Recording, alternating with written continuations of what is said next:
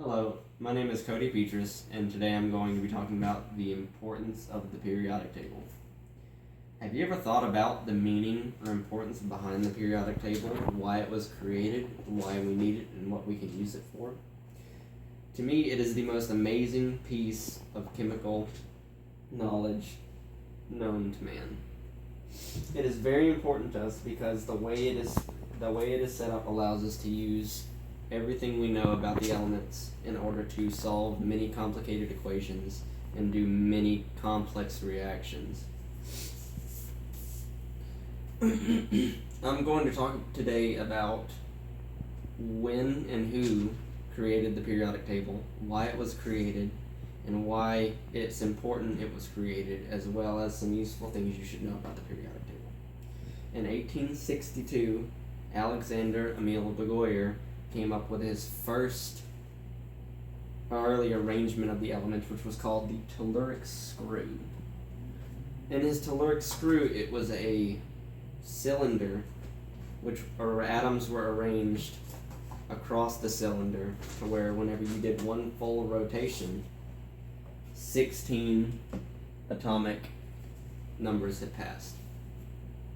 It didn't work very well with the setup of the atoms that were there, but it was the first periodic table. It was the first attempt at a periodic table, and it paved the way for others ahead of him. A couple of years later, around 1870, Julius Lothar Mayer created the first periodic table, but it was in graph form and only included 28 elements. He made multiple more tables after that, with each table increasing in the number of elements that were there. He published his findings in 1870, but unfortunately it was a year after the father of the modern periodic table, Dmitri Mendeleev, published his findings.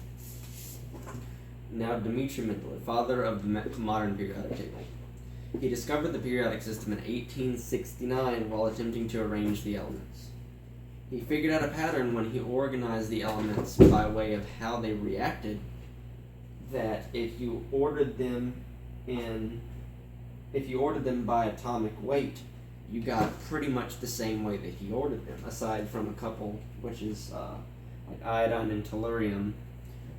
Tellurium weighs more than iodine, but is placed before iodine because of the fact that it reacts differently, and it has a different valence shell number.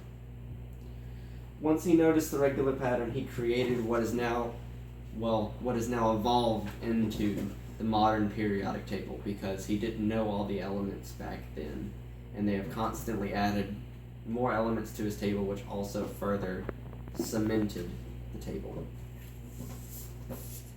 Why was this needed? The modern periodic table was needed because in order to progress as a society, we needed to know all the different elements and how they work with each other, as well as we needed the information in an easy to understand way and in a format that we could all use.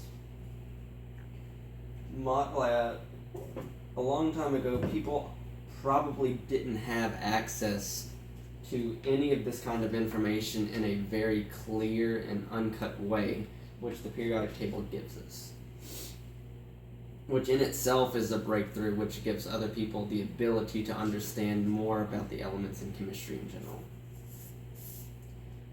Alright, now to some useful information about the periodic table of elements. The periodic table of elements is assorted by groups as well as periods. To understand groups, we have to understand valence shells, and to understand valence shells, we need to understand atoms. Atoms at a base are a nucleus surrounded by, a nucleus comprised of protons and neutrons, which are surrounded by electrons. The electrons are in shells. The outermost shell of electron is what is called the valence shell, and this is what I'll be talking about. The valence shell is most used, or it is what makes up the groups, 1 through 8, which skips this little group right here. Group 1 has 1 electron in its valence shell, while groups 2 through 8 have 2 through 8 electrons in their valence shell, which also dictates how those atoms will react with other atoms. the names of the groups. Group 1 is called the alkali metals. Group 2 is called the alkaline earth metals. While the other groups, aside from groups 17 and 18, don't really have names. Group 17 is called the halides, and group 18 is called the noble gases. Different organizations is the big group in the middle is called the transition metals. Period 57 through 71 is called the lanthanides, while period 89 through 103 is called the actinides. There are poor metals and other non-metals over here. And then we have the noble gases and halides. And this is why the periodic table is very, very important to everybody.